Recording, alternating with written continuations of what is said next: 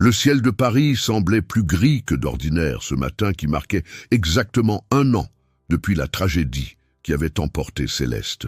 Aurélien Dubois, à 45 ans, conservait encore l'allure élégante qui l'avait toujours caractérisé, mais tout observateur attentif remarquerait les profondes cernes qui marquaient son visage et les cheveux grisonnants qui dominaient désormais ses tempes. Propriétaire du plus grand groupe hôtelier de luxe d'Europe, Aurélien avait bâti un empire qui s'étendait sur plusieurs continents.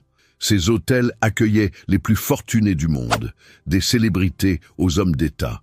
Pourtant, rien de tout cela n'avait d'importance face au vide immense que Céleste avait laissé dans sa vie. « Monsieur Dubois, souhaitez-vous que j'attende ici ou que je revienne plus tard ?» demanda Philippe, son chauffeur et garde du corps personnel depuis plus d'1 décennie, en garant la Porsche noire à l'entrée du cimetière du Père-Lachaise. « Tu peux y aller, Philippe, je vais rester longtemps. Quand je serai prêt, j'appellerai un taxi. » La voix d'Aurélien transpirait la fatigue, comme si chaque mot exigeait un effort monumental. Philippe acquiesça silencieusement. Il avait servi la famille Dubois assez longtemps pour savoir quand ne pas insister. Il connaissait le rituel de son patron. Chaque mois, Aurélien venait passer des heures devant la tombe de son épouse, parlant seul, versant des larmes qu'il ne montrait à personne d'autre. Marchant entre les tombes, Aurélien portait un arrangement de lys blanc, les fleurs préférées de Céleste. À chaque pas, il sentait le poids de cette année solitaire écraser ses épaules. Il s'était consacré encore plus au travail, étendant ses affaires à d'autres pays, ouvrant de nouveaux hôtels à Dubaï, New York, Tokyo, comme s'il pouvait combler le vide qu'elle avait laissé avec plus d'argent, plus de réunions, plus de succès. En arrivant devant la tombe de marbre noir, où l'on pouvait lire « Céleste Moreau Dubois, 1987-2024, épouse bien-aimée », Aurélien déposa délicatement les fleurs. Ses doigts passèrent doucement sur les lettres gravées dans la pierre froide, un geste qu'il répétait à chaque visite. « Bon anniversaire, Céleste », murmura-t-il, la voix étranglée. « Aujourd'hui, tu aurais eu 38 ans. Tu te souviens comme on faisait toujours ce voyage surprise pour ton anniversaire. On avait déjà visité plus de 20 pays en 5 ans ensemble. » Les larmes commencèrent à couler sur son visage, sans qu'il tente de les retenir. Il n'y avait personne dans les environs pour témoigner de la fragilité du puissant Aurélien Dubois, l'homme qui apparaissait sur les couvertures des magazines économiques comme symbole de réussite et de détermination. Le jet privé est toujours là, attendant de nous emmener n'importe où dans le monde. Les valises sont toujours dans la même armoire. Ton passeport est encore dans le tiroir du bureau. Parfois, je l'ouvre juste pour voir ta photo, pour me rappeler que ce n'était pas un cauchemar. Aurélien s'assit sur le petit banc de pierre à côté de la tombe. C'était le même banc où il avait passé des heures les premiers jours, après l'enterrement, refusant de partir, comme si sa présence pouvait ramener Céleste à la vie. Ce jour-là, il avait apporté une bouteille de champagne Dom Pérignon 2010, la même cuvée qu'il buvait à toutes leurs célébrations importantes. « J'ai apporté ton champagne préféré, Céleste. Je n'arrive pas à en boire une gorgée depuis que tu es partie. Il reste dans ma coupe jusqu'à ce qu'il se réchauffe. » Il ouvrit la bouteille avec un soupir profond et remplit 2 flûtes en cristal baccarat qu'il avait apportées dans un petit sac en cuir. Il posa l'une d'elles sur la tombe, juste à côté de la photo. « Un toast à ton anniversaire, mon amour, où que tu sois. » Les heures passèrent, tandis qu'Aurélien alternait entre moments de silence contemplatif, larmes incontrôlées et histoires qu'il racontait à voix basse, comme si Céleste pouvait l'entendre depuis l'au-delà. Il se remémorait chaque détail de leurs 5 années de mariage, depuis le jour où il l'avait rencontrée lors de l'inauguration de son hôtel, le Majestic à Cannes, jusqu'au dernier baiser qu'ils avaient échangé le matin de l'accident. Ce matin-là, elle partait pour une réunion importante avec des investisseurs japonais. « Je serai de retour pour le dîner », avait-elle dit en ajustant sa veste Chanel. « On pourra enfin discuter de nos projets pour les Maldives. » Mais elle n'était jamais revenue.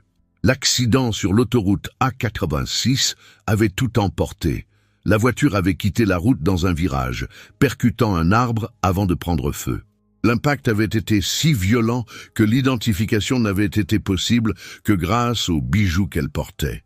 Le soleil commençait déjà à se coucher quand Aurélien aperçut une petite silhouette s'approcher du coin de l'œil. C'était une fillette maigrichonne, avec des vêtements simples et usés, des cheveux bouclés attachés en une queue de cheval désordonnée. Elle ne devait pas avoir plus de 11 ans et portait une petite boîte en carton dans ses mains.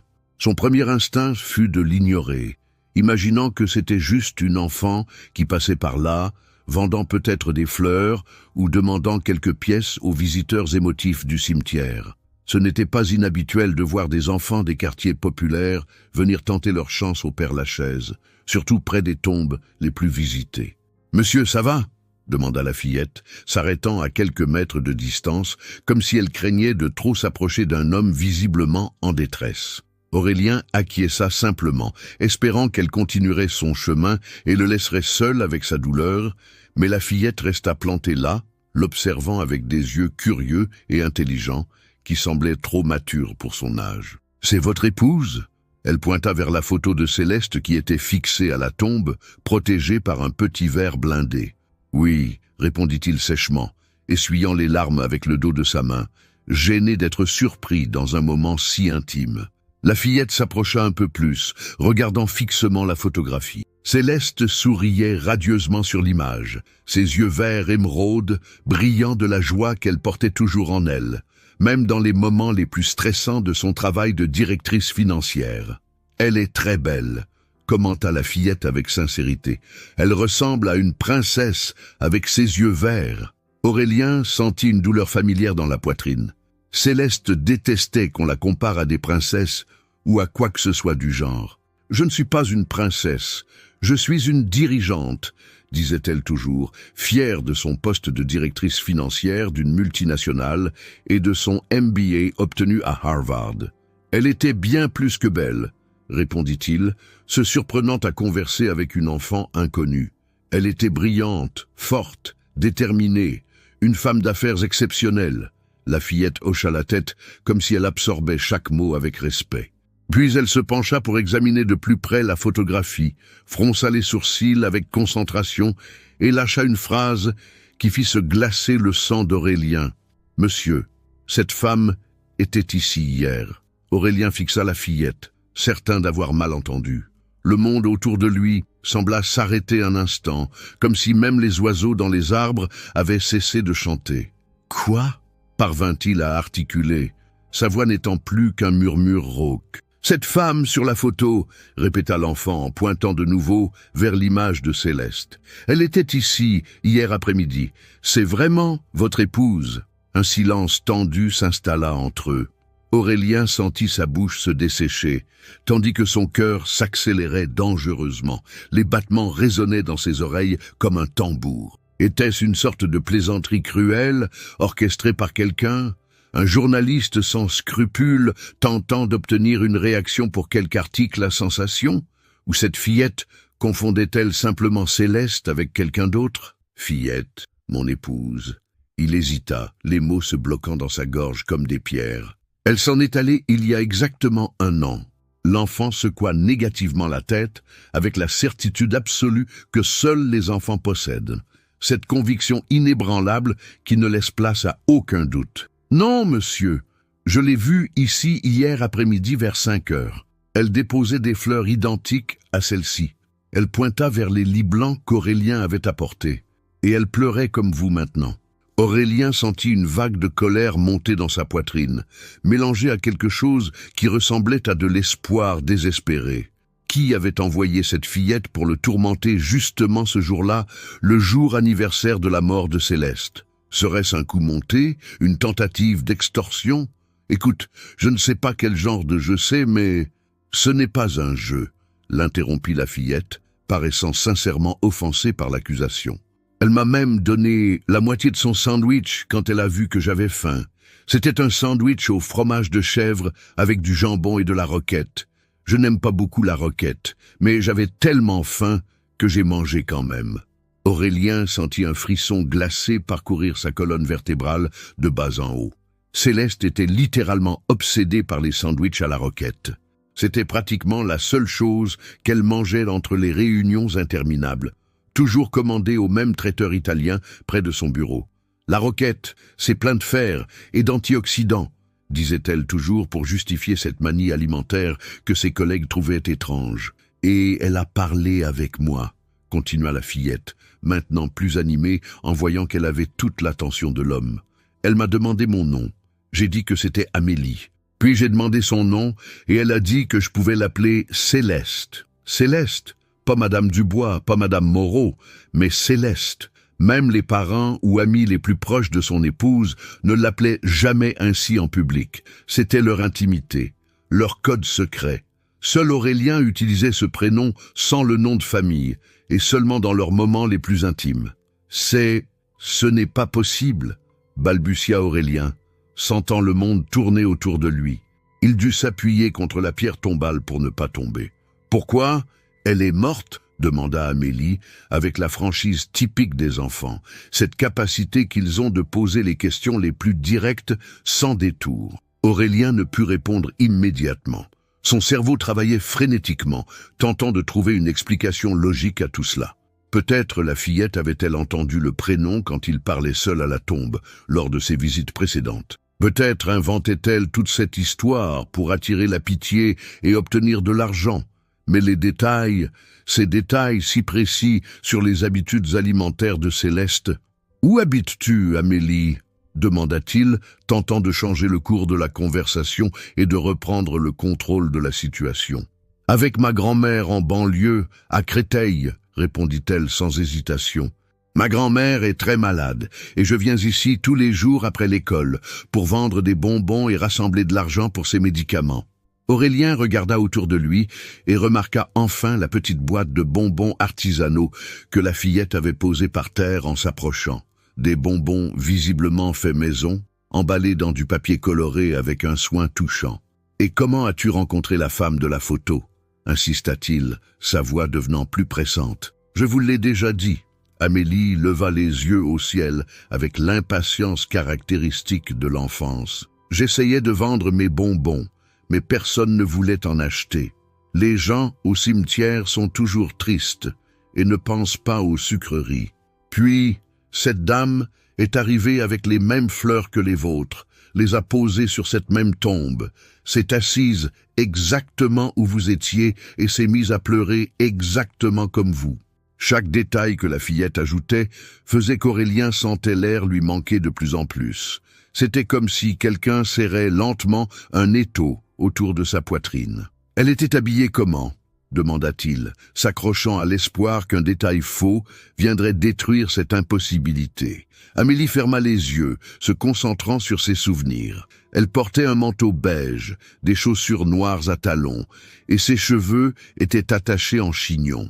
Ah, et elle avait un sac à main noir avec une chaîne dorée. Aurélien ferma les yeux. C'était exactement la tenue que Céleste portait toujours pour aller au cimetière. Le manteau Max Mara qu'elle aimait tant, les escarpins Louboutin noirs, le sac Chanel avec chaîne dorée qu'il lui avait offert pour leur premier anniversaire de mariage. A-t-elle dit autre chose ? Sa voix était maintenant à peine audible. Amélie réfléchit un moment, fronçant les sourcils en se concentrant. « Oui, elle a demandé si je venais souvent ici. » J'ai dit que oui, tous les jours après l'école. Alors elle m'a donné de l'argent pour acheter des médicaments pour ma grand-mère. Beaucoup d'argent, plus que ce que je gagne en une semaine. Et elle a dit que je ne devais pas me promener seule la nuit, que c'était dangereux pour une petite fille. Aurélien se leva brusquement, faisant sursauter Amélie qui recula instinctivement. « Tu saurais la retrouver ? Tu saurais m'emmener jusqu'à elle ?» La fillette recula d'un autre pas, soudainement inquiète de l'intensité dans les yeux de l'homme. « Monsieur, vous me faites peur maintenant. » Réalisant son erreur, Aurélien respira profondément et tenta de se calmer. Il s'accroupit pour se mettre à la hauteur des yeux de la fillette, essayant d'adopter l'expression la plus rassurante possible. « Excuse-moi, Amélie. C'est que si ce que tu dis est vrai, c'est très important pour moi. Plus important que tu ne peux l'imaginer. Tu comprends ?» Amélie étudia son visage un long moment, comme si elle évaluait ses intentions, cherchant dans ses yeux la confirmation qu'il n'était pas dangereux. La dame de la photo a dit qu'elle allait rendre visite à quelqu'un de malade aujourd'hui. Je l'ai vu prendre le bus numéro 150 qui va vers Aubervilliers. Aubervilliers ? Aurélien tenta de traiter l'information. Ni lui ni Céleste n'avaient jamais eu le moindre lien avec cette banlieue de Seine-Saint-Denis. C'était un quartier populaire, loin de leur univers habituel du 16e arrondissement. Oui, le bus 150. Je le connais parce que ma grand-mère a déjà habité là-bas avant qu'on déménage à Créteil. Elle dit que c'est moins cher là-bas.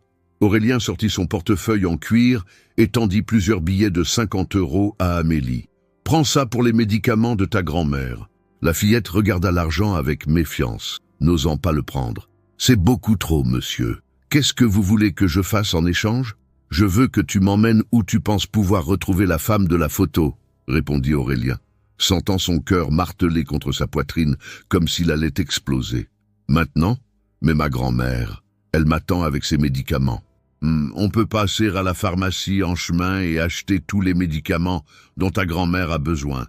Après, je te raccompagne chez toi, promis. » Amélie semblait encore hésitante, mais la quantité d'argent qu'Aurélien offrait représentait plus que ce qu'elle pourrait gagner en plusieurs mois en vendant ses bonbons artisanaux au cimetière. « D'accord, » accepta-t-elle finalement. « Mais si monsieur tente quelque chose de bizarre, je crie très fort. Ma grand-mère me l'a appris. » En toute autre circonstance, Aurélien aurait souri de la menace candide de l'enfant, mais à cet instant, tout ce qu'il arrivait à penser était à la possibilité absurde, impossible et en même temps électrisante que Céleste puisse être vivante. « Allons-y, » dit Aurélien, prenant son téléphone pour appeler un taxi. « Nous n'avons pas de temps à perdre. » Le taxi traversait les rues de Paris, tandis qu'Amélie regardait, fascinée par la fenêtre, commentant chaque détail qu'elle voyait, avec l'émerveillement d'un enfant qui découvrait une partie de la ville qu'elle ne connaissait pas.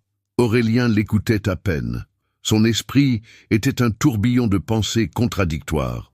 Une partie de lui disait qu'il était complètement irrationnel, suivant les paroles d'une enfant inconnue par pur désespoir. Une autre partie, cependant, s'accrochait à la moindre possibilité que Céleste puisse être vivante. Comment était-ce possible ? Il avait identifié le corps lui-même. Certes, l'accident avait été terrible, l'incendie avait rendu la reconnaissance facile impossible, mais les bijoux, les vêtements, la voiture, tout correspondait. Les tests ADN avaient confirmé l'identité. Ou du moins, c'est ce qu'on lui avait dit. « On va s'arrêter ici d'abord, » dit Amélie, pointant vers une pharmacie moderne au coin de l'avenue de la République. « Ma grand-mère a besoin de ces médicaments pour la tension et le diabète. » Aurélien fit signe au chauffeur de s'arrêter. Dans la pharmacie, il observa Amélie sélectionner soigneusement les médicaments avec une maturité qui ne correspondait pas à son âge. La fillette sortit une ordonnance jaunâtre et pliée plusieurs fois de sa poche, la remettant au pharmacien qui l'examina attentivement avant de séparer les médicaments nécessaires. « Ce sont bien ceux-ci. Les génériques sont moins chers, » expliqua l'homme, tandis qu'Amélie commençait à compter les billets qu'Aurélien lui avait donnés. « Vous pouvez mettre les originaux, » interrompit Aurélien, tendant sa carte bancaire au pharmacien. « Et ajouter des vitamines, des compléments, tout ce qui peut aider une dame âgée avec du diabète et de l'hypertension. » Le pharmacien regarda avec suspicion Aurélien, puis Amélie, évaluant clairement cet étrange duo, un homme en costume coûteux et une enfant des quartiers populaires. « Monsieur, vous êtes parent de Madame Madeleine ?»« Non, » répondit Aurélien sans élaborer davantage. « C'est un ami, » compléta rapidement Amélie. « Il m'aide parce que ma grand-mère est très malade. » Satisfait de l'explication, le pharmacien traita l'achat et bientôt ils étaient de retour dans le taxi avec 2 sacs pleins de médicaments et de compléments alimentaires. « Où maintenant ?» demanda Aurélien, tandis que le taxi reprenait la route vers le nord de Paris. « Cité Espoir à Aubervilliers, » répondit Amélie. « C'est là que je l'ai vu entrer hier après avoir pris le bus. » Le taxi continua par l'avenue de Flandre jusqu'à la sortie vers Aubervilliers.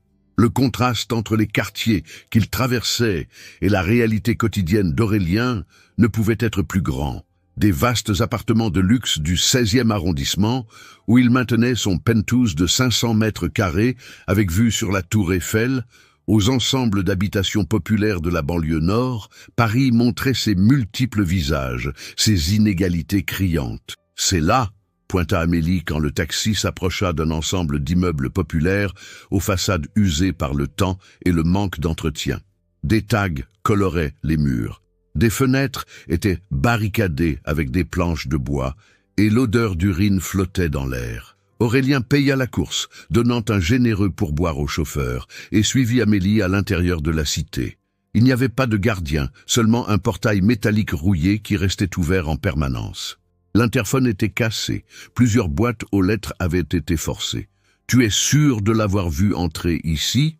demanda Aurélien, regardant autour de lui avec une suspicion croissante. L'endroit ne ressemblait en rien au lieu que Céleste aurait pu fréquenter. « J'en suis absolument sûr », affirma Amélie avec conviction. « C'était dans le bâtiment C, appartement 302.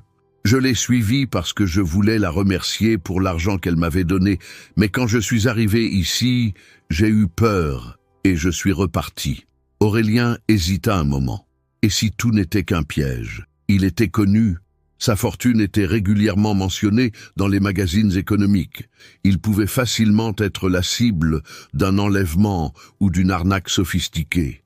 Mais en regardant Amélie, avec son expression innocente et déterminée, quelque chose lui disait qu'il était en sécurité. Cet enfant était trop jeune, trop sincère pour être impliqué dans une machination complexe. « Allons-y », dit-il finalement, se dirigeant vers le bâtiment C. L'immeuble n'avait pas d'ascenseur. Ils montèrent 3 étages en silence, Aurélien sentant son cœur s'accélérer à chaque marche. Ce n'était pas l'effort physique. Il maintenait une routine rigoureuse d'exercice avec un entraîneur personnel. Mais l'appréhension de ne pas savoir ce qu'il trouverait au bout de ce voyage improvisé était écrasante. Quand ils arrivèrent au 3e étage, Amélie pointa vers la porte au bout du couloir sombre. Une ampoule grillée projetait des ombres étranges sur les murs défraîchis. « C'est là, le 302 !» Aurélien marcha lentement vers la porte. Il se sentait dans un rêve éveillé, ou peut-être dans un cauchemar, où chaque pas semblait se dérouler au ralenti. L'air sentait la cuisine et l'humidité. On entendait des bruits de télévision provenant des appartements voisins, des voix d'enfants, des disputes domestiques. En arrivant devant la porte, il leva la main pour frapper mais se figea dans le mouvement.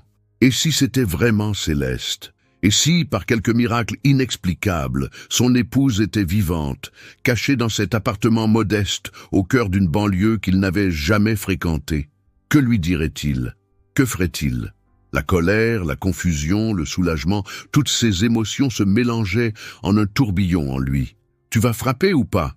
demanda Amélie, impatiente. « Ma grand-mère va s'inquiéter si je tarde trop. » Aurélien respira profondément et frappa 3 fois à la porte. Le bruit résonna dans le couloir silencieux.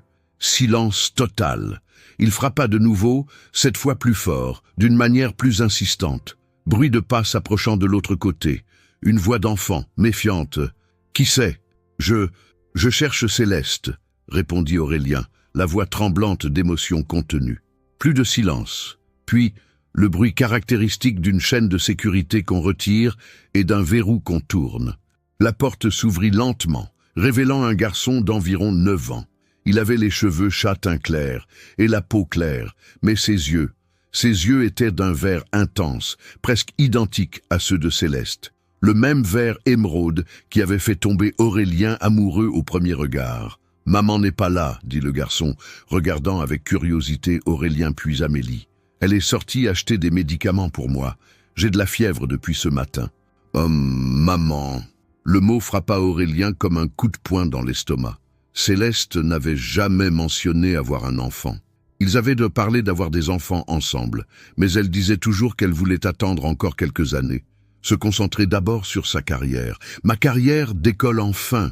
disait-elle. « Donnons-nous encore 2 ou 3 ans avant de penser aux enfants. »« Quand revient-elle » parvint-il à demander, sentant sa bouche devenir sèche. « Normalement, dans une demi-heure, » répondit le garçon, paraissant un peu méfiant devant ces étrangers. « Qui êtes-vous? Qu'est-ce que vous voulez à ma maman ?» Avant qu'Aurélien puisse répondre, on entendit le bruit de pas montant les escaliers au bout du couloir. Le garçon regarda par-dessus l'épaule d'Aurélien et ses yeux s'illuminèrent. « Maman, il y a un monsieur ici qui te cherche. » Aurélien se retourna lentement, comme s'il craignait qu'un mouvement brusque puisse faire disparaître la vision qui se matérialisait devant lui. Et là, elle était, Céleste, son épouse, vivante.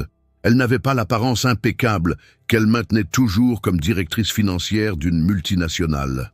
Ses cheveux, auparavant parfaitement teints en blond cendré et toujours coiffés par les meilleurs salons de Paris, montraient maintenant les racines brunes naturelles. Elle portait des vêtements simples, un jean délavé, un t-shirt blanc basique et des baskets usées. Elle tenait un sac de pharmacie dans une main et des courses dans l'autre. Au moment où leurs regards se croisèrent, les sacs tombèrent par terre, éparpillant les boîtes de médicaments et les provisions dans le couloir étroit. « Aurélien !» murmura-t-elle, le visage devenant livide, comme si elle avait vu un fantôme. L'ironie n'échappa pas à Aurélien. C'est lui qui devrait voir un fantôme, pas elle. Tu es vivante. C'est tout ce qu'il parvint à dire. Sa voix était un mélange de choc, de soulagement et d'accusation.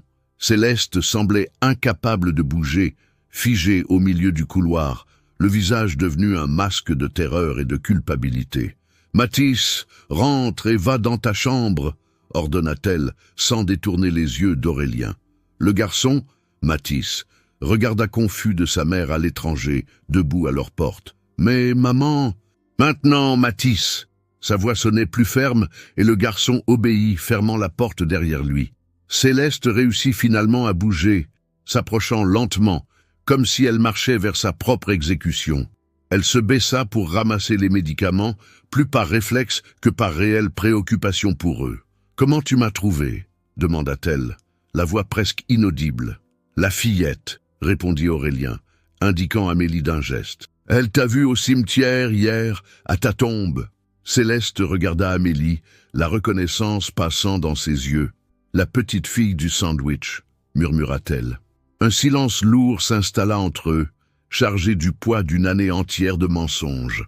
Aurélien sentait comme s'il était pris entre deux mondes, un où il avait perdu Céleste pour toujours et un autre où elle avait choisi de le quitter. Pourquoi ? C'est tout ce qu'Aurélien parvint à demander. Un simple mot qui portait d'innombrables questions en lui. Céleste regarda nerveusement vers la porte de l'appartement. « Pas ici », murmura-t-elle. « Mathis peut entendre. Il ne sait pas, il ne comprend pas tout. »« Mathis », répéta Aurélien, comme s'il testait le nom sur sa langue. « Ton fils, le fils que tu n'as jamais mentionné en 5 ans de mariage. » Céleste ferma les yeux comme si chaque mot était un coup de poignard. « Aurélien, s'il te plaît. »« Un an, Céleste !» Sa voix s'éleva, résonnant dans le couloir étroit. « Un an à penser que tu étais morte, un an à visiter une tombe vide, un an à pleurer sur ce qui n'était qu'un mensonge. »« Je peux expliquer » implora-t-elle, les larmes commençant à couler sur son visage. « Expliquer quoi ? Que tu as simulé ta propre mort, que tu m'as laissé détruit pendant que tu étais ici, vivante, avec un fils que je ne savais même pas qu'il existait. » Amélie, percevant la tension croissante, recula d'un pas vers l'escalier. « Je pense que je ferais mieux de partir. Ma grand-mère va s'inquiéter. »« Non, » dit Céleste, soudainement alarmée. « Ne raconte à personne ce que tu as vu ici, s'il te plaît. C'est dangereux. »« Dangereux ?» répéta Aurélien. « Qu'est-ce qui est dangereux, Céleste ? Qu'est-ce qui se passe réellement ?» À ce moment, la porte de l'appartement s'ouvrit de nouveau et Mathis apparut, son jeune visage marqué par l'inquiétude. « Maman, ça va ? Pourquoi vous criez ? J'ai peur. » Céleste essuya rapidement les larmes avec le dos de sa main et s'agenouilla pour être à la hauteur de son fils. « Tout va bien, mon chéri. C'est juste un ami de maman d'avant. Nous devons parler en privé. Pourquoi tu ne montres pas tes dessins à Amélie pendant ce temps ?» Mathis regarda avec suspicion Aurélien, puis Amélie, évaluant la situation avec une maturité surprenante pour son âge. Il avait visiblement appris à lire les émotions des adultes, à décoder les non-dits. « Tu aimes dessiner ?» demanda-t-il à Amélie, tentant de faire diversion. « J'aime beaucoup », répondit la fillette, paraissant soulagée d'avoir une sortie de la situation tendue. Mathis ouvrit plus la porte, permettant à Amélie d'entrer. L'appartement était petit et simple, mais propre et organisé. Un salon conjugué avec une cuisine américaine, 2 chambres et une salle de bain. Sur les murs, des dessins d'enfants colorés, clairement l'œuvre de Mathis. Il n'y avait pas de photos, remarqua Aurélien. Aucune preuve visible de la vie antérieure de Céleste. Céleste profita pour ramasser les derniers médicaments du sol et suivit les deux enfants à l'intérieur, regardant nerveusement Aurélien, comme si elle l'invitait à la suivre, mais craignait aussi qu'il le fasse. Aurélien hésita un moment. Une partie de lui voulait tourner les talons et partir, faire semblant de n'avoir jamais découvert la vérité, retourner à sa vie de deuil qui semblait maintenant étrangement plus simple que la réalité qui se déroulait devant lui. Mais ses pieds le menèrent à l'intérieur de l'appartement vers des réponses qu'il n'était pas sûr d'être prêt à entendre. « Mathis, pourquoi tu n'emmènes pas Amélie voir ta collection de petites voitures? Elles sont dans ta chambre », suggéra Céleste, tentant de garder une voix calme malgré la tempête qui faisait rage en elle. Mathis acquiesça, mais ses yeux ne quittèrent pas Aurélien. « Tu es ami de ma maman d'où? Du travail ?» Avant qu'Aurélien puisse répondre, Céleste intervint rapidement. « Mathis, on parlera de ça après. Maintenant va avec Amélie, s'il te plaît. » Réticent, le garçon guida Amélie vers une des chambres, fermant la porte derrière eux. Seuls dans le petit salon, Céleste et Aurélien se regardèrent en silence, pendant un long moment. Elle semblait plus petite, plus fragile qu'il ne s'en souvenait. Ou peut-être était-ce juste le contraste avec la Céleste confiante et puissante qu'il avait connue, celle qui dirigeait des réunions de centaines de millions d'euros avec une assurance inébranlable. « Tu veux un café ?» offrit-elle dans un réflexe presque absurde de normalité. « Je veux des réponses », répondit Aurélien, restant debout tandis qu'elle s'asseyait sur le petit canapé 2 places. « Et je les veux maintenant. » Céleste respira profondément comme si elle rassemblait son courage pour un plongeon dans l'inconnu. « Par où je commence? Que dirais-tu par le commencement? Qui est Mathis? Pourquoi tu ne m'as jamais parlé de lui? Et pourquoi, nom de Dieu, tu as simulé ta propre mort ?» Céleste entrelaça ses doigts, un geste nerveux qu'Aurélien connaissait bien. Elle faisait ça chaque fois qu'elle devait annoncer de mauvaises nouvelles en réunion. « Mathis est mon fils. Il avait 4 ans quand nous nous sommes rencontrés. Et en 5 ans de relation, 2 de fiançailles et 3 de mariage, tu n'as jamais trouvé pertinent de mentionner que tu avais un fils ?» L'incrédulité dans la voix d'Aurélien était palpable. « J'avais mes raisons, » répondit-elle à voix basse. « Quelle raison pourrait justifier cacher un enfant et ensuite simuler sa propre mort? Quel genre de personne fait ça, Céleste? »« Une personne désespérée, » s'exclama-t-elle, levant le visage pour le regarder, les yeux verts brillants de larmes contenues. « Une personne qui ne voyait pas d'autre issue. » Aurélien recula d'un pas, surpris par l'explosion émotionnelle. Céleste perdait rarement son sang-froid, même dans les situations les plus stressantes. Issue pourquoi? De quoi? Notre mariage était parfait. Nous avions tout ce dont on pouvait rêver. Non, Aurélien, tu avais tout. Moi, je vivais dans un mensonge constant, cachant mon propre fils, terrorisé à l'idée que tu découvres son existence. Les mots la frappèrent comme une gifle. Tu pensais que je ferais quelque chose contre ton fils? Quel genre de monstre tu penses que je suis? Ce n'est pas ça. Elle secoua la tête vigoureusement. C'est bien plus compliqué que ça. Non, alors explique-moi. J'ai tout le temps du monde maintenant, dit-il croisant les bras dans une posture défensive. Céleste se leva et marcha jusqu'à la petite fenêtre qui donnait sur la cour intérieure de l'immeuble, regardant brièvement la vue modeste avant de se retourner vers Aurélien. « Tu te souviens de notre 3e semaine de relation ?» demanda-t-elle, la voix plus ferme maintenant. « Nous étions dans ce restaurant à Saint-Germain, le Procope, celui que tu adorais. » Aurélien acquiesça, confus par le changement de sujet. « Oui, et alors, qu'est-ce que ça a à voir avec quoi que ce soit? Cette nuit-là, tu as commenté à propos de ton ami Patrick, qui venait de se marier avec une femme qui avait déjà 2 enfants d'un premier mariage. Tu as dit, textuellement, « Je ne comprends pas comment quelqu'un peut assumer des enfants qui ne sont pas les siens. Moi, jamais je n'élèverai un enfant qui ne serait pas de mon sang. Jamais. » Aurélien fronça les sourcils, tentant de se souvenir de cette conversation apparemment anodine. « J'ai dit ça, tu l'as dit, et tu as répété cette opinion plusieurs fois au cours de notre relation. Quand nous voyions un cas similaire à la télé, quand un de tes amis devenait beau-père, tu as toujours été catégorique. Tu n'accepterais jamais d'élever l'enfant d'un autre homme. » La mémoire commença à revenir, floue, mais présente. Oui, il avait probablement dit quelque chose comme ça. C'était une opinion qu'il avait à l'époque, bien qu'il n'y ait jamais vraiment réfléchi profondément. « D'accord, j'ai peut-être dit ça. Mais tu as caché ton fils pendant 5 ans à cause d'une opinion désinvolte que j'ai exprimée? Ce n'était pas que ça. Céleste mordit sa lèvre inférieure, un autre tic nerveux qu'Aurélien reconnaissait. Quand nous nous sommes rencontrés, je reconstruisais enfin ma vie, après des années difficiles. Mathis restait avec ma mère à Lyon.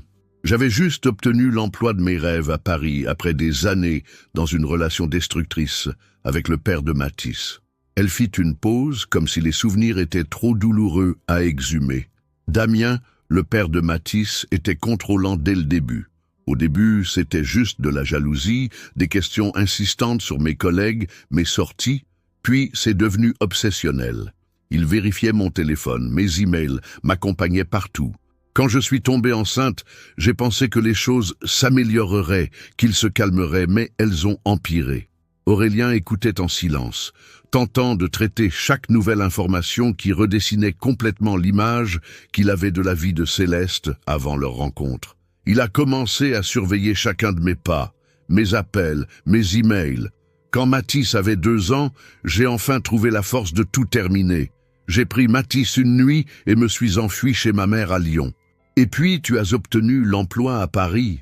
demanda Aurélien. « Exactement, mais je n'avais pas les conditions de m'occuper de Mathis seul dans une nouvelle ville avec la charge de travail énorme que j'avais. Les horaires étaient impossibles, souvent jusqu'à minuit, parfois les week-ends. Ma mère s'est proposée de rester avec lui pendant que je m'installais. L'idée était que ce ne soit que quelques mois, le temps que je trouve mes marques. Et puis tu m'as rencontré, compléta Aurélien. Oui, c'était si inattendu, si intense. Je n'avais pas prévu de tomber amoureuse. Et quand tu as exprimé si clairement ta position sur élever les enfants d'autres hommes, j'ai paniqué complètement. Je venais de rencontrer quelqu'un de merveilleux après des années dans une relation toxique. Je n'ai pas eu le courage de risquer de te perdre. Alors tu as décidé de mentir pendant 5 ans. Ce n'était pas une décision consciente au début. Je n'ai simplement pas mentionné Mathis. Et plus le temps passait, plus il devenait difficile de dire la vérité. Chaque mois rendait le mensonge plus grand, plus impossible à avouer. Aurélien passa la main dans ses cheveux, tentant d'assimiler tout ce qu'il entendait. Et ta mère, elle était d'accord avec ça? Elle n'a jamais approuvé. Céleste secoua la tête avec tristesse, mais elle a respecté ma décision. Elle adorait Mathis et ne se dérangeait pas de l'élever. Il avait une bonne vie à Lyon, fréquentait une excellente école, avait des amis. Ma mère était formidable avec lui. Mais tu étais divisé entre 2 vies, observa Aurélien. Exactement. Et cela me détruisait de l'intérieur. Chaque fois que je revenais de Lyon après avoir passé le week-end avec Mathis, je me sentais coupable de le laisser. Et chaque fois que je te regardais, je sentais le poids de la culpabilité, mais je sentais aussi la peur de perdre tout ce que nous avions construit ensemble.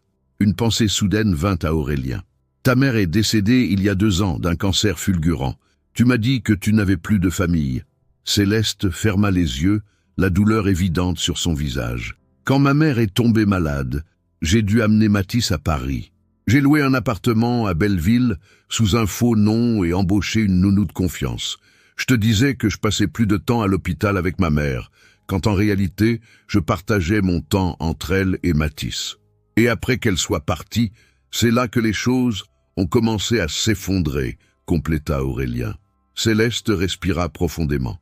Quelques semaines après l'enterrement, j'ai reçu un email qui a changé ma vie. C'était de Damien.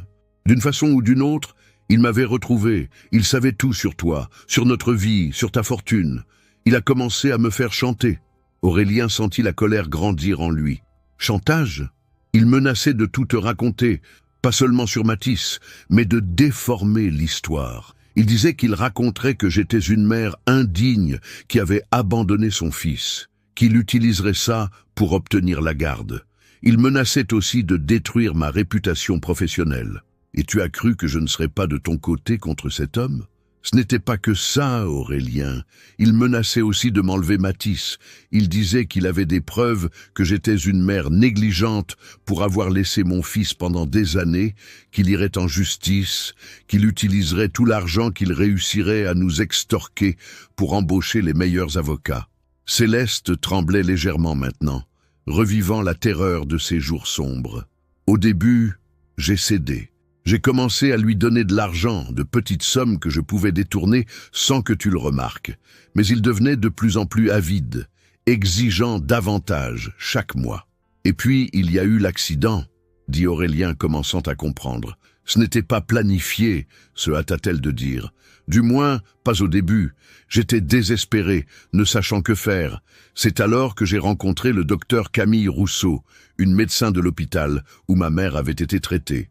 Elle a remarqué mon état émotionnel lors d'une consultation de routine et s'est proposé de m'aider. Aurélien fronça les sourcils. Une médecin t'a suggéré de simuler ta propre mort. Pas immédiatement.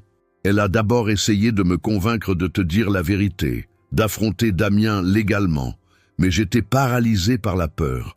Puis, un jour, elle m'a parlé d'une patiente en phase terminale qui n'avait pas de famille, une femme qui physiquement me ressemblait.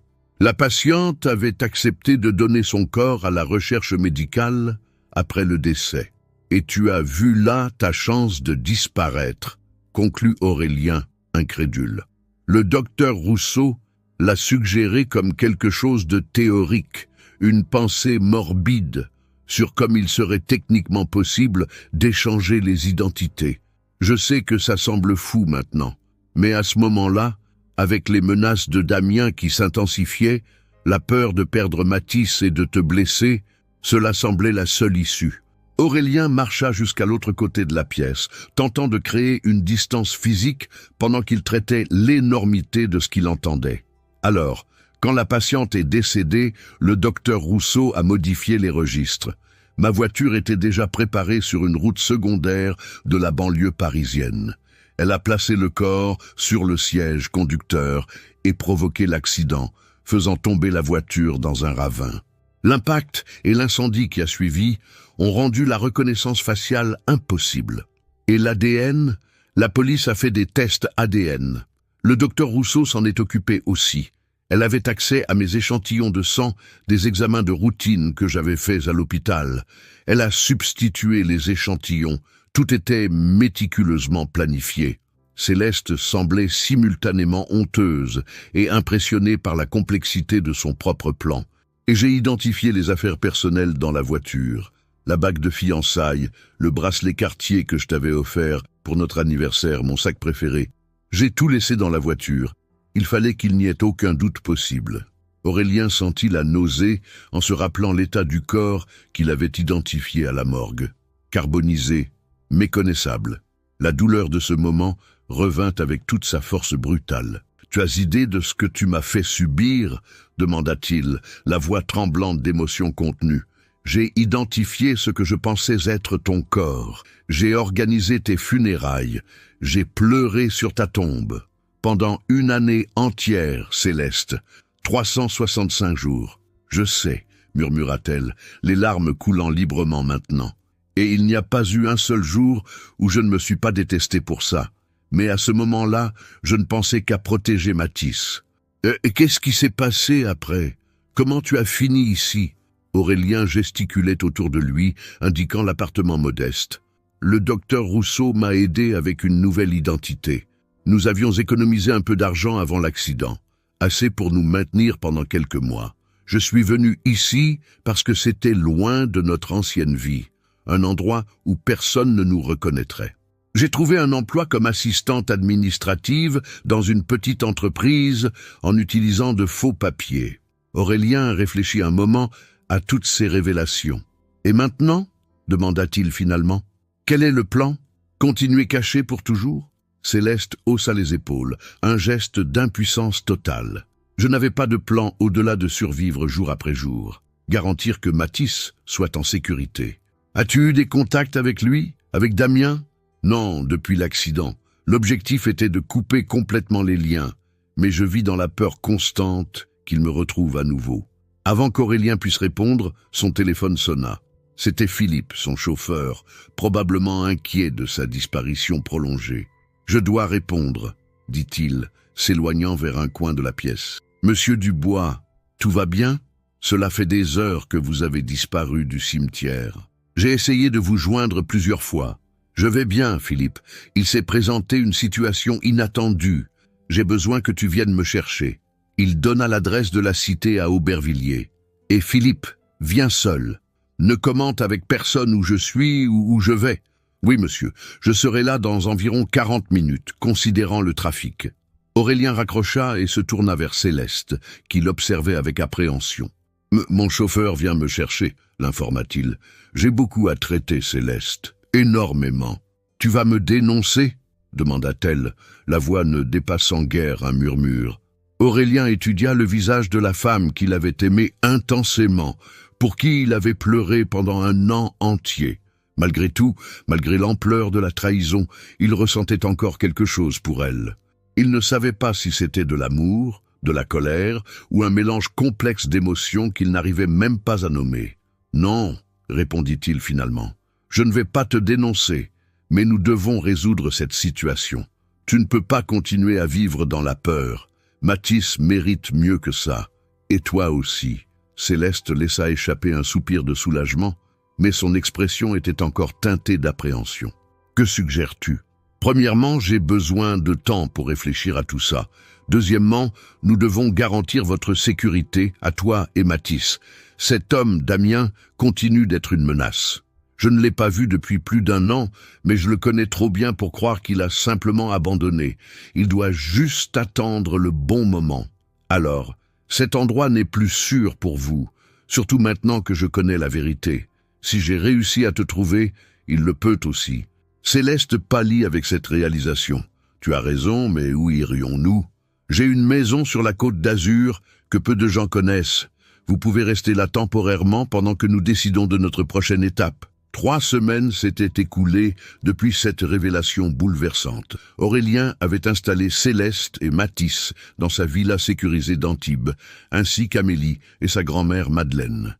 La fillette était devenue malgré elle un témoin crucial de toute cette histoire, et Aurélien avait jugé plus sûr de les garder tous ensemble. La villa était un havre de paix, mais la tension restait palpable. Céleste vivait dans l'angoisse constante d'être découverte, tandis qu'Aurélien tentait de démêler les implications légales de la situation avec l'aide de son avocat, Maître Beaumont. Ce matin-là, Aurélien était dans son bureau, au téléphone avec un détective privé qu'il avait engagé pour localiser Damien, quand Philippe apparut à sa porte, le visage grave. « Monsieur, » dit Philippe d'une voix tendue, « nous avons un problème. Les caméras de sécurité ont détecté un véhicule suspect qui rôde autour de la propriété depuis ce matin. » Aurélien raccrocha immédiatement. « Quel genre de véhicule ? » « Un SUV noir avec des vitres teintées. Il est passé 3 fois devant l'entrée principale, puis a pris le chemin de terre qui contourne la propriété. Combien de personnes à l'intérieur? Difficile à dire avec les vitres teintées, mais au moins 2. L'équipe de sécurité est en alerte maximale. » Aurélien sentit son estomac se serrer. Ils avaient pris toutes les précautions possibles, mais si Damien les avait retrouvés, où sont Céleste et les enfants? Dans la piscine avec Madame Madeleine? Dois-je les faire rentrer? Oui, immédiatement et discrètement. Je ne veux pas alarmer les enfants. Philippe acquiesça et partit exécuter les ordres. Aurélien se dirigea vers la salle de sécurité, où plusieurs écrans montraient différents angles de la propriété. Effectivement, un SUV noir était garé à environ 200 mètres de l'entrée, partiellement caché par la végétation. Céleste apparut quelques minutes plus tard, encore en maillot de bain, une serviette autour des épaules. Philippe dit qu'il faut rentrer. Que se passe-t-il? Nous avons peut-être de la visite. Il lui montra les écrans de surveillance. Le visage de Céleste devint livide. C'est lui? Je ne sais pas, mais nous devons nous préparer au pire. Soudain, l'un des agents de sécurité signala par radio « Le véhicule bouge ». Il se dirige vers l'entrée principale. Sur les écrans, ils virent le SUV noir avancer lentement vers le portail de la villa. Quand il s'arrêta devant l'interphone, un homme en sortit. Même à travers les images granuleuses de la caméra, Céleste le reconnut immédiatement. « C'est Damien », murmura-t-elle, sa voix tremblant de terreur. « Comment nous a-t-il trouvés ?» L'homme à l'écran était de taille moyenne, avec des cheveux bruns et une barbe de plusieurs jours. Il portait un jean et une veste en cuir noir. Il regardait directement vers la caméra, comme s'il savait qu'on l'observait, et souriait d'un sourire qui glaçait le sang. Il appuya sur le bouton de l'interphone. « Céleste, je sais que tu es là. Sors avec mon fils. et personne ne sera blessé. Sa voix résonnait dans le système de sécurité, froide et menaçante. Aurélien prit le micro de l'interphone. « Vous êtes sur une propriété privée. Partez immédiatement ou j'appelle la police. » Le rire de Damien grinça dans les haut-parleurs. « Ah, le mari cocu, tu as découvert que ta femme n'était pas aussi morte qu'elle le prétendait. Hein? Félicitations. Maintenant, rends-moi ce qui m'appartient. Rien ne vous appartient ici. Mon fils m'appartient. Et Céleste aussi, d'ailleurs. Elle a toujours été à moi, même quand elle jouait à la petite bourgeoise avec toi. » Céleste s'approcha du micro, tremblante de rage. « Mathis n'est pas ta propriété, et moi non plus. Oh, comme c'est touchant. Tu as retrouvé ta voix. Écoute-moi bien, Céleste. Tu as 5 minutes pour sortir avec le gamin. Sinon, mes amis et moi, nous entrons. Et crois-moi, tu ne voudras pas que ça arrive. » Sur l'écran, ils virent 2 autres hommes sortir du SUV. L'un d'eux tenait quelque chose qui ressemblait à une arme. « Il a des complices armés », constata Aurélien. « Philippe !» Son garde du corps apparut instantanément. « Contactez immédiatement la police et préparez le protocole d'évacuation d'urgence. »« Déjà fait, monsieur. La police arrive dans 15 minutes. Quant à l'évacuation, le tunnel de sécurité mène directement à la plage privée où un bateau nous attend en permanence. » Aurélien avait fait installer ce système d'évacuation d'urgence après plusieurs menaces liées à ses affaires. Il n'avait jamais imaginé qu'il servirait dans une situation comme celle-ci. « Emmenez Mathis, Amélie et Madame Madeleine au tunnel immédiatement. »« Et vous ?» demanda Céleste. « Nous devons gagner du temps jusqu'à l'arrivée de la police. » À l'extérieur, Damien commençait à s'impatienter. Il donna des ordres à ses hommes, et l'un d'eux se dirigea vers le portail avec ce qui ressemblait à des outils de coupe. « Ils vont forcer l'entrée », observa Aurélien. Céleste le regarda avec une détermination soudaine. « Je vais lui parler. Si c'est moi qu'il veut, absolument pas. Aurélien, c'est ma faute si nous en sommes arrivés là. C'est moi qui ai créé cette situation. Et c'est nous qui allons la résoudre. Ensemble. » Le bruit métallique du portail qu'on force résonna dans toute la villa. Sur les écrans, ils virent les 3 hommes entrer dans la propriété et avancer vers la maison principale. « Ils sont à l'intérieur », annonça l'agent de sécurité. « ETA de la police. 10 minutes. » Aurélien prit une décision rapide. « Philippe, vous et votre équipe, vous retardez leur progression autant que possible sans vous mettre en danger. Céleste et moi, nous allons les attendre dans le salon principal. Monsieur, c'est trop dangereux. C'est un ordre. » Philippe acquiesça à contre-cœur et partit coordonner la défense avec son équipe. Aurélien et Céleste se dirigèrent vers le grand salon qui donnait sur la terrasse principale. Par les baies vitrées, ils pouvaient voir les 3 hommes avancer prudemment vers la maison, scrutant chaque angle, chaque cachette possible. « J'ai peur », avoua Céleste. « Pas pour moi, mais pour Mathis. Si quelque chose lui arrive, il ne lui arrivera rien, » assura Aurélien, prenant sa main. « Philippe est un professionnel, il les protégera. » Le bruit de verre brisé leur parvint de l'arrière de la maison. Ils étaient entrés. Des pas lourds résonnèrent dans les couloirs, se rapprochant inexorablement du salon où ils attendaient. Damien apparut dans l'embrasure de la porte du salon, un pistolet à la main. Ses 2 complices se positionnèrent de chaque côté de lui. Il avait les yeux injectés de sang et l'haleine chargée d'alcool. Visiblement, il avait bu pour se donner du courage. « Enfin, » dit-il avec un sourire mauvais, « la petite famille réunie. Où est mon fils ? » « Il n'est pas ton fils, » répliqua Céleste courageusement. « Tu ne t'es jamais soucié de lui. Tu ne l'utilisais que pour me contrôler. »« Assez !» rugit Damien. « 5 ans que je te cherche. 5 ans à savoir que tu m'avais échappé avec mon enfant. Tu pensais vraiment que ta petite mise en scène de mort m'aurait arrêté ? Comment nous as-tu trouvés ?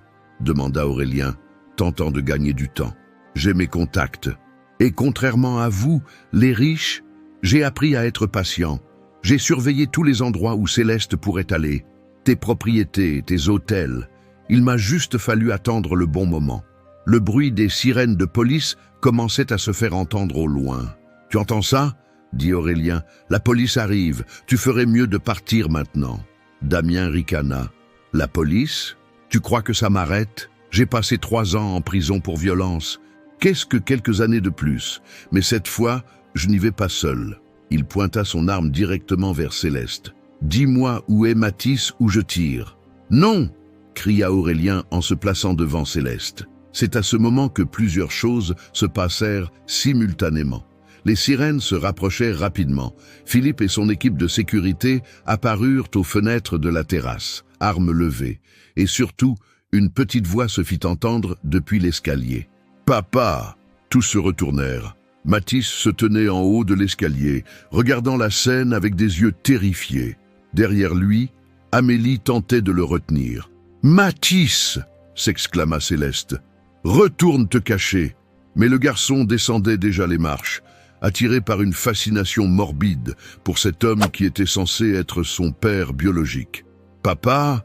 répéta-t-il en regardant Damien. « Maman m'a dit que tu étais méchant. » Le visage de Damien se radoucit instantanément. Il baissa légèrement son arme. « Mon fils, tu as grandi, tu es devenu un beau garçon. »« Mathis, recule », ordonna Aurélien fermement. Mais le garçon, avec la curiosité innocente de l'enfance, continua d'approcher. « Pourquoi tu fais peur à maman ?»« Je ne lui fais pas peur, mon fils. Je veux juste qu'on soit une famille, toi, moi et ta maman. »« Et Aurélien ?» demanda Mathis. « Il est gentil avec moi. Il m'apprend à nager. » La mention d'Aurélien fit exploser la rage de Damien. « Il n'est pas ton père. Moi, je suis ton père. » « Mais tu cries et tu fais pleurer maman, » observa Mathis avec une logique enfantine implacable. « Papa ne fait pas pleurer maman. » Cette phrase frappa Damien comme un coup de massue. Il réalisa soudain que son fils, qu'il revendiquait comme sa propriété, ne le voyait pas comme un père, mais comme un étranger menaçant. Les sirènes étaient maintenant tout près. Par les fenêtres, on pouvait voir les voitures de police encercler la propriété. « Police, jetez vos armes !» cria une voix amplifiée par un mégaphone. Damien regarda autour de lui, réalisant qu'il était pris au piège. Ses deux complices commençaient déjà à poser leurs armes, comprenant que la situation était sans issue. « Non !» murmura Damien. « Pas encore, pas après tout ce temps. » Il pointa de nouveau son arme, mais cette fois vers Aurélien. « Si je ne peux pas les avoir, tu ne les auras pas non plus. »« Non !» cria Mathis en se précipitant vers Aurélien. Le coup de feu résonna dans le salon. Mais au lieu de toucher Aurélien, la balle se perdit dans le plafond car Philippe avait tiré en même temps, touchant Damien à l'épaule et le déséquilibrant. Damien s'effondra, son arme glissant sur le sol de marbre. En quelques secondes, les policiers envahirent la pièce, maîtrisant les trois hommes. Mathis s'était jeté dans les bras d'Aurélien, tremblant de peur. Céleste se précipita vers eux, les enveloppant tous deux dans une étreinte protectrice. « C'est fini », murmura Aurélien. « C'est vraiment fini maintenant. » Le soleil de septembre baignait la terrasse de la villa d'Antibes, où une scène paisible se déroulait. Mathis et Amélie jouaient dans la piscine sous le regard bienveillant de Madeleine, la grand-mère d'Amélie, dont la santé s'était remarquablement améliorée grâce aux soins qu'elle recevait. Aurélien et Céleste étaient assis à l'ombre d'un parasol, parcourant les derniers documents légaux que Maître Beaumont leur avait apportés le matin même. « Tout est réglé », annonça l'avocat avec satisfaction. Damien a été condamné à 12 ans de prison pour enlèvement, séquestration, port d'armes illégales et tentative d'homicide. Ses complices ont écopé de peines plus légères en échange de leur coopération. « Et pour Céleste ?» demanda Aurélien. « Comme convenu, 2 ans de travaux d'intérêt général et une amende, considérant les circonstances exceptionnelles et le fait qu'elle se soit constituée volontairement. Le tribunal a été clément. Officiellement, Céleste Moreau-Dubois est ressuscitée. » Céleste sourit, un poids énorme semblant s'enlever de ses épaules. « Et le docteur Rousseau ? Suspension de sa licence médicale pendant 1 an et travaux d'intérêt général également. Elle s'en sort bien, tout compte fait. » Après le départ de l'avocat, Aurélien et Céleste restèrent seuls sur la terrasse, regardant les enfants jouer. Leur relation s'était reconstruite lentement, brique par brique, sur de nouvelles fondations de vérité et de confiance. « Tu regrettes parfois, » demanda Céleste, « d'avoir découvert la vérité ? La vie était peut-être plus simple quand tu me croyais morte. » Aurélien prit sa main, entrelaçant leurs doigts. « Jamais. Même avec toute la douleur, tous les mensonges, toute la complexité, je préfère cette vérité imparfaite à un mensonge parfait. Et Mathis, tu l'aimes vraiment comme ton fils ? Aurélien regarda le garçon qui riait aux éclats en éclaboussant Amélie. En 6 mois, Mathis était devenu bien plus qu'un beau-fils. Il était devenu son fils, tout simplement. « Il est mon fils », dit-il simplement. Le sang n'a rien à voir là-dedans. L'amour, oui. « Non, papa, maman !» appela Mathis depuis la piscine. « Venez nager avec nous. »« Papa !» Le mot résonnait naturellement maintenant. Mathis avait commencé à l'appeler ainsi 3 mois plus tôt, spontanément, et cela semblait la chose la plus naturelle du monde. « On arrive !» répondit Aurélien en se levant. Céleste le retint un instant. « Aurélien ? Oui ? Merci de m'avoir donné une seconde chance. De nous avoir donné une seconde chance. »« Non, nous nous sommes donné une seconde chance, mutuellement, » répondit-il en l'embrassant doucement. Ensemble, ils rejoignirent les enfants dans la piscine. Amélie, officiellement adoptée par Aurélien et Céleste 2 mois plus tôt, était devenue la petite sœur que Mathis n'avait jamais eue. Madeleine, leur grand-mère adoptive, complétait cette famille reconstituée qui avait émergé du chaos et des mensonges. Alors que le soleil commençait à se coucher sur la Méditerranée, peignant le ciel de tons orangés et roses, Aurélien réalisa qu'il avait trouvé quelque chose qu'il n'avait jamais eu auparavant. Une vraie famille, imparfaite mais authentique, construite non sur les apparences ou les conventions, mais sur l'amour véritable et l'acceptation mutuelle. L'histoire avait commencé dans un cimetière, avec une petite fille qui vendait des bonbons et une vérité impossible. Elle se terminait ici, dans cette ville-là baignée de lumière, avec la promesse d'un avenir construit sur la vérité. Parfois, les fins les plus heureuses naissent des commencements les plus sombres.